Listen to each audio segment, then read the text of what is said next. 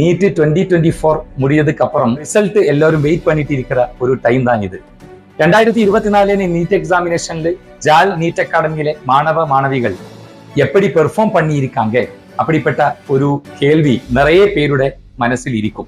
ஜால் NEET அகாடமியோட 2வது வருஷம் பிரம்மாண்டமான ஒரு ரிசல்ட் தான் வரப்போறது. நம்ம அப்படிதான் எதிர்பார்க்கிறது.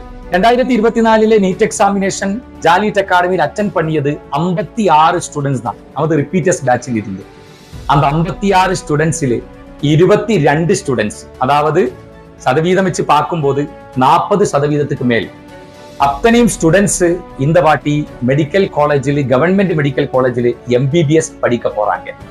எதா இருந்தாலும் ஃபைனல் ரிசல்ட் வரணும். நமக்கு எல்லோருக்கும் தெரியும் ஜூன் 14 தான் ஃபைனல் ரிசல்ட் வரும். அது வந்ததுக்கு அப்புறம் தான் கரெக்டான ஒரு ஐடியா நமக்கு கிடைக்கும்.